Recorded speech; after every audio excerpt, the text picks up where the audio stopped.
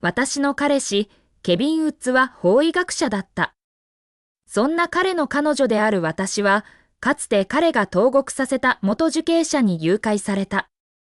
彼と共犯者たちは、私の体に爆弾を装着した。誘拐犯は怒りを込めて私を睨みつけた。お前はケビンの彼女だな。さっさと彼を呼び寄せろ。私は無理やりケビンに電話をかけた。彼は応答するとき、非常にイライラした口調だった。仕事中は電話しないでって言っただろ。うるさい。私は慌てて説明した。ケビン、私が誘拐された。彼らはあなたへの復讐を企んでいる。決して救いに来ないで。言葉が途切れる前に誘拐犯が電話を奪い取った。スピーカーからはケビンの声がはっきりと聞こえてきた。ミシェル、頭大丈夫か？仕事中だって言っただろ。こんなことで冗談を言うなんて。美の猫が木に3日間挟まってること知ってる？今すぐ救わないと死ぬぞ。それでも家に帰ってきてもらうためにこんな理由を考えちゃうなんて。死ぬんだって言えばいいのに。私は体に装着された爆弾を見下ろした。タイマーには10分のカウントダウンがすでに表示されていた。もういい。嘘は聞きたくない。美にとって彼女の猫は命と同じくらい重要なんだ。猫が何か起こって美に悪影響が及んだら、お前は殺人犯だ。絶対に許さない。その瞬間、スピーカーから甘く柔らかい女性の声が流れてきた。ケブ、この磨いすごいね。私の宝物のキティを本当に救ってくれた。その後、電話は切れた。誘拐犯は大声で罵った。クソ、ついてない。ケビンはこの女を全然愛してない。間違った女をさらっちまった。誘拐犯たちが去った後、私は体につけられた爆弾を見つめた。その時、涙が頬を伝わった。誘拐犯でさえケビンが私を愛していないことに気づいていた。なのに私は人生の最後の日になって初めて真実に目を覚ますとは。ケビンが話していた美という女性は彼の幼馴染のバイオレット・レイだった。ケビンと付き合い始めた時、彼はバイオレットは自分の妹のような存在だと言っていた。もちろん私は信じた。だが何かがおかしいと感じ始めた時には、私はすでにケビンに激しく恋をしていた。もう関係から抜け出せなかった。バイオレットから電話が来れば、ケビンは昼夜を問わずすぐに向かっていった。それは私の両親と初めて会う時も同じだった。バイオレットが暗いのを怖がったという理由だけで、彼は私たちを顧みずに捨て去り、急いでバイオレットのもとに行った。彼は私たちに何の説明もしなかった。ただ用事ができたというだけだった。当時、私は彼を止めた。両親のことを考えて、彼にステイしていてほしいと懇願さえした。だがケビンはただ冷笑した。ミシェル、バイオレットと私はこの20年ほどこういう関係だ。慣れないなら結婚なんて考えるな。私は自分で自分を慰め、ケビンはバイオレットを妹のように扱っているだけで、それでも私を愛しているんだと思っていた。だが死ぬ寸前になって初めて真実を知った。ケビンは最初から私を愛していなかった。バイオレットだけが彼が心配する唯一の女性だった。爆弾が爆発する前に私はケビンに最後のメッセージを送った。さようなら。来世ではもう二度と会わないことを願う。第2章。私の体はバラバラに地面に散らばっていた。事実、今の私の姿はなんだかわからない状態だった。私の魂は空中に浮遊していた。ただ上から自分の体を見つめていた。特別に悲しいと感じなかった。私にとって死は逃避だった。どれくらい浮遊していたのかわからなかった。それはケビンが現場に到着するまでだった。彼は一団の刑事の後ろについてきた。主に現場の写真撮影、詳細記録、同僚との連絡を担当していた。刑事の一人が言った。現場から火薬の痕跡が見つかりました。手作りの爆弾の可能性があります。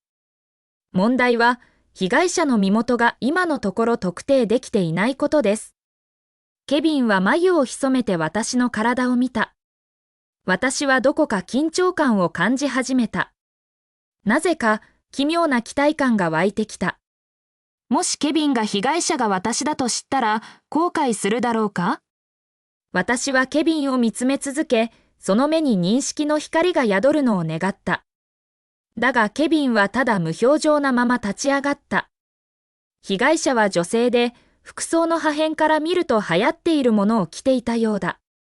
20歳から30歳の行方不明の女性を捜索してみてください。彼の言葉を聞いて、私の心は激しく落ち込んだ。ケビンは私を全然認識していないようだ。そうだ、彼は私のことを気にしていないから、どうして認識できるだろう？現場の調査が終わると、私の体は警察署に運ばれた。私の魂もそれについていった。結局、私はケビンの車の後ろ座席に座ることになった。ケビンは助手席に座っていた。運転していたのは彼の同僚で親友のウィリアム・ノックスだった。ウィリアムが言った。ケビン、電話消してた？J・コブソン署長がさっき探してたよ。連絡するために私に電話してきたんだ。ケビンは即座に眉を潜めた。何か不快なことを思い出したようだ。ミシェルがめちゃくちゃうるさいからだ。仕事中は電話しないでって警告したのに全然聞かない。ケビンが私についてこんなことを言うのは慣れっこだったが、彼の顔に浮かぶ明らかな嫌悪感を見ると、それでも息が詰まるような思いがした。まるで見えない手が心を握りしめたようだ。ウィリアムは小さくため息をついた。ケビン、ミシェルはただあなたのことを心配しているんだろう。怒るのはやめてくれ。ケビンはただ冷笑するだけで、ウィリアムの話に応じなかった。電話をつけると、最初に表示されたのは私のメッセージだった。私の心は緊張した。ケビンはメッセージから私の不自然さに気づくだろうか？だが彼の表情がこれほど暗くなるとは思わなかった。これを心配だって言うのか？さようならまで言ってきやがった。その後、ケビンは私の番号に電話をかけた。だが私はもう彼の電話に応じることはできない。電話がつながらないことに気づくと、ケビンの表情はさらに暗くなった。いいね。ミシェル・フェアフィールド、さっさと消えて永遠に戻ってくるな。言い終わると、彼はためらうことなく私の番号をブロックした。私が危険にさらされている可能性なんて一度も考えなかった。ずっと心にしまっていた板がだんだんあさぎ、しびれし始めた。ケビンに対してもう何も感じなくなった。こんなことはずっと前に知っているべきだった。ケビンが私のことを気にしていない、思いやりがないことを。私はもう死んでいるのに、なぜまだこんな非現実的な幻想を抱えているのだろう？そうして私は自分の体について警察署に来た。すぐにケビンは検視のため私の体を法医学研究所に運んだ。一方、私の魂はケビンのどこに行ってもついていかなければならなかった。彼が私の体を切り開くのを目の当たりにしなければならなかった。なぜか彼を見た瞬間から私の魂はケビンから離れられなくなった。この世から解放されることもできない。第3章。すぐに検視結果が出た。被害者は約26歳の女性。誘拐犯は彼女を激しく憎んでいたようで、生きている間に激しい拷問を加えています。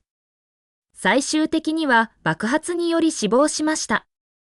最も重要なのは、被害者は死亡時に2ヶ月妊娠していたことが判明しました。ケビンの報告を聞くと、全員が沈黙に包まれた。拷問。爆発死。2つの命が消え去った。一つ一つの言葉が組み合わさると、非常に恐ろしいものに感じられた。ケビンの報告を聞いて、私は衝撃を受けた。それから、フイサム・オキシン、信じられないな表情で自分のお腹を見下ろした。私は妊娠していたの？胎児はまだそんなに小さく私はその存在すら知らないうちに、この世から連れ去られてしまった。涙が頬を滴るように流れた。その間、ケビンはただため息をついた。かわいそうな被害者だ正義を求めるためにも、早く事件を解決してくれ。今、手元に案件がないので、この事件について追跡調査に参加できる。私はケビンを見つめて冷笑した。もし彼が被害者が私だと知ったら、まだこんなことを言えるだろうか？検視が終わっても、ケビンの表情は依然として厳しかった。彼とウィリアムは裏庭にしゃがみ込み、静かにタバコを吸っていた。ウィリアムが言った。ケビン、夫婦喧嘩は当たり前だ。ミシェルが怒ってるんだから優しくしてあげれば？ケビンは冷笑した。優しくする？それでもっと騒ぎ立てるだけだ。仕事中に電話して威嚇までしてきた。次は疑似したって嘘をつくかもしれない。ケビンが知らないのは、私が本当に死んでいることだ。将来、真実を知った時に、今言ったことを後悔するだろうか？だが私はもう気にしない。今は永遠に彼のそばから離れたいだけだ。ケビンが忠告を聞かないことを知ると、ウィリアムはただ小さくため息を尽くした。警察はまず行方不明者の調査を始めた。ウィリアムは数日間オフィスで調査を続けた。今のところ、基準に合致する行方不明の女性を数人特定することができただけだ。その時、ケビンの電話が鳴った。幼なじみのバイオレットからの電話だった。ケブ、いつ家に？